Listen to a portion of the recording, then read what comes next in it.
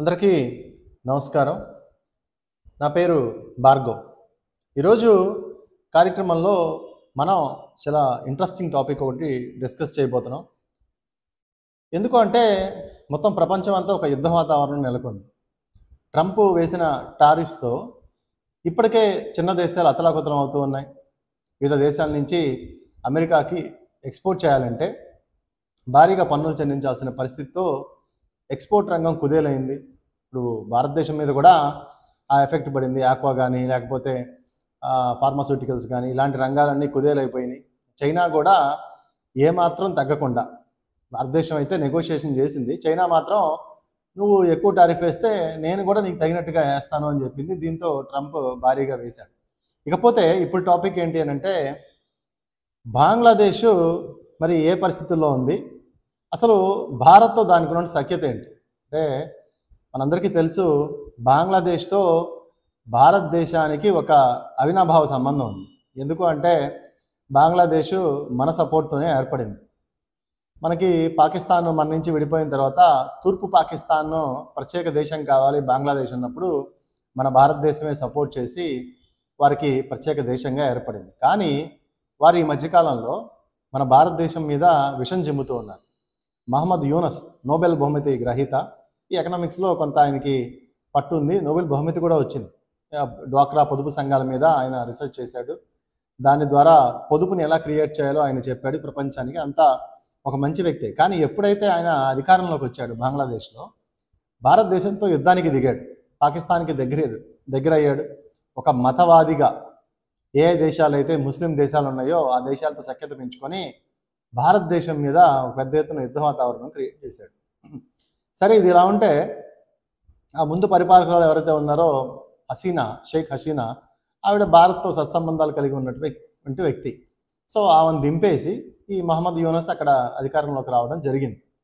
ఎందుకు అంటే అక్కడ ఉన్నటువంటి ప్రజలందరికీ ఒక రిజర్వేషన్, అంటే ఎవరు స్వతంత్రోద్యమంలో పాల్గొన్నారో అప్పుడు తూర్పు పాకిస్తాన్ బంగ్లాదేశ్గా ఏర్పడడానికి స్వతంత్రంగా ఎవరైతే ఆ స్వతంత్రోద్యమంలో పాల్గొన్నారో ఆ పిల్లలందరికీ రిజర్వేషన్లు ఇస్తున్నారు. సో ఈ మహమ్మద్ యూనస్, ఈ మిలిటరీ వీళ్ళంతా కొంత ఎగదోసి ఆమె మీద ఈ రిజర్వేషన్ల వల్ల చాలా ఇబ్బందులు పడుతున్నాము, ఆ రిజర్వేషన్లు ఎత్తేయాలి అని చెప్పి విద్యార్థులను ఎగదోసి ఆమె మీదకి ఆమె భారతదేశం పారిపోయేలా చేశారు. సరే, ఆ పరిస్థితుల్లో కేర్ టేకర్గా మహమ్మద్ యూనస్ బంగ్లాదేశ్కి ఉన్నాడు, తాత్కాలిక అధ్యక్షుడిగా. కానీ ఆయన తీసుకున్న నిర్ణయాలు ఎట్లా ఉంటాయంటే ప్రపంచాన్ని మొత్తం కుదిపేసే విధంగా ఉన్నాయి. ప్రధానంగా భారతదేశం మీద ఒక అక్కసు పెట్టుకొని భారతదేశాన్ని ఎలాగైనా దెబ్బతీయాలని చెప్పి మొత్తం ప్రపంచం అంతా తిరిగి భారతదేశం మీద బుర్ర చల్లుతూ ఉంటాడు.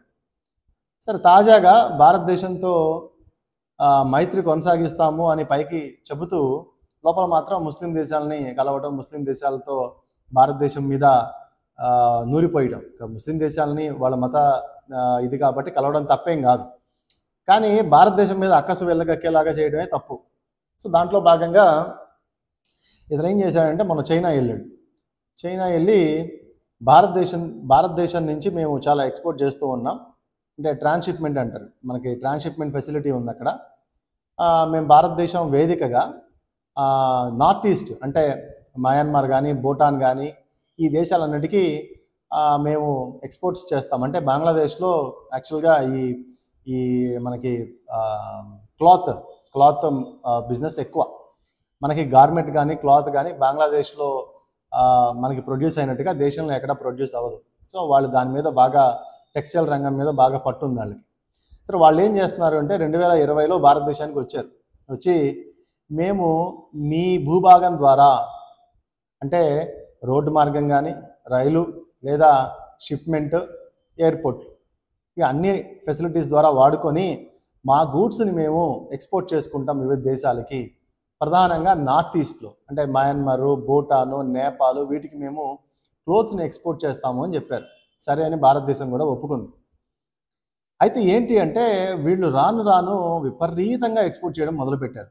ఎంతలా ఎక్స్పోర్ట్ చేయడం మొదలుపెట్టారంటే భారతదేశ వస్తువుల్ని మన వస్తువుని మనం ఎక్స్పోర్ట్ చేయలేనంత కన్సెషన్ ఏర్పడిపోయింది అనమాట. అంటే వాళ్ళ గూడ్స్ అన్ని తీసుకురావడం, ఎందుకంటే వాళ్ళు ప్రధానంగా టెక్స్టైల్ బాగుంటుందని చెప్పాం కదా. సో దీంతో ఏంటంటే వాళ్ళు మన రోడ్ ఫెసిలిటీస్ని వాడుకుంటున్నారు, అదేవిధంగా పోర్ట్ని, ఎయిర్ని అన్నీ వాడుకొని వాళ్ళ వస్తువులను తీసుకొచ్చి ఎయిర్పోర్ట్లో, షిప్మెంట్లో, పోర్టుల్లో పడేస్తున్నారు. సో దీంతో ఏమవుతుందంటే మన దేశం నుంచి ఏదైనా వస్తువులను ఎక్స్పోర్ట్ చేద్దాము అంటే అక్కడ మనకి టైం ఇవ్వలేని పరిస్థితి. దీంతో మనం వెయిట్ చేయాల్సిన పరిస్థితి. సరే ఇది ఇలా ఉంది, పోన్లే అని సహాయం చేస్తే మన ఎత్తి మీద కూర్చున్నారు. సరే పోన్లే అని ఊరుకుంటుంటే వీళ్ళు ఏం చేశారంటే ఈ మహమ్మద్ యూనస్ ఉన్నోడు ఉండకుండా చైనా వెళ్ళాడు. చైనా వెళ్ళి చైనా దేశంతో మాకు ఇక్కడ ట్రాన్స్షిప్మెంట్ ఫెసిలిటీ ఉంది భారతదేశంతో, మీరు మాకు వ్యాపారం ఇవ్వండి అని చెప్పి ఒప్పుకున్నాడు. సో దీంతో మన ఇండియన్ అఫీషియల్స్కి చాలా కోపం వచ్చేసింది. ఇప్పటికే పోన్లే అని ఊరుకుంటే మళ్ళీ చైనాతో వ్యాపారం పెట్టుకుంటున్నాడు, మళ్ళీ ఆ కంజెషన్ అంతా మన మీద పడుతూ ఉంటుంది. పోనీ ఇతను మంచివాడా అంటే మన దేశం మీద విద్వేషం వెళ్ళగక్కుతూ ఉన్నాడు, భారతదేశం మీద టెర్రరిస్టులని వాళ్ళని పంపిస్తూ ఉన్నాడు, ఇదంతా ఘోరంగా ఉందని చెప్పి సరిగ్గా బంగ్లాదేశ్ న్యూ ఇయర్ రోజున ఒక డెసిషన్ తీసుకొని ఏం చేశారు అంటే ఇక బంగ్లాదేశ్ నుంచి ఏవైతే వస్తువుని రోడ్డు ఈ ట్రాన్స్పోర్ట్ ద్వారా వస్తువులు ఉన్నాయో వాటిని మేము తగ్గిస్తున్నాము లేదా నిలుపుదల చేస్తున్నాము అని చెప్పారు. సో దీంతో ఒక్కసారిగా బంగ్లాదేశ్ ఉలికిపాటుకు గురైందనమాట. ఎందుకు అంటే ఏదైనా అతి సర్వత్రా వర్జయితే అని ఈ విధంగా బంగ్లాదేశ్ చేస్తున్నటువంటి కుట్రలు, అంటే ఇతర దేశాలతో వ్యాపారాలు పెంచుకుంటారు, మన దేశాన్ని వాడుకుంటారు, కానీ మన దేశం మీద మాత్రం కుట్ర చేస్తూ ఉన్నారు. కాబట్టి సరిగ్గా ఈ మోడీ అండ్ టీం కేంద్ర ప్రభుత్వం ఏం చేశారంటే సరిగ్గా వీళ్ళ వ్యాపారం మీద దెబ్బ కొట్టాలి అని చెప్పి ఈ రకంగా చేశారు. అంటే మంచి వాళ్ళకి మంచి చేయాలి, చెడు బుద్ధి ఉన్న వాళ్ళకి చెడుతనంతోనే సమాధానం చెప్పాలి అని చెప్పి ఈ షిప్మెంట్ మీద సెన్సార్ విధిస్తున్నాము, ఇంత భారీ స్థాయిలో మేము ఒప్పుకోము అని చెప్పి వాళ్ళకి షాక్ ఇవ్వడం జరిగింది. ఇప్పటికే అమెరికా ఈ వాణిజ్యం మొత్తం అతలాకుతలం అవుతుంది కదా టారిఫ్స్తో. ఇప్పుడు తాజాగా తీసుకున్న నిర్ణయంతో ఈ బంగ్లాదేశ్ ఎలా రియాక్ట్ అవుతుందో, చైనాతో కాంటాక్ట్ అయ్యి చైనాని వాడుకుంటుందో లేకపోతే భారతదేశంతో మళ్ళీ నెగోషియేషన్ చేస్తుందా అనేది వేచి చూడాలి. ఇది ఈరోజు టాపిక్. మరో మంచి టాపిక్తో మళ్ళీ కలుసుకుందాం. అంతవరకు సెలవు, నమస్కారం.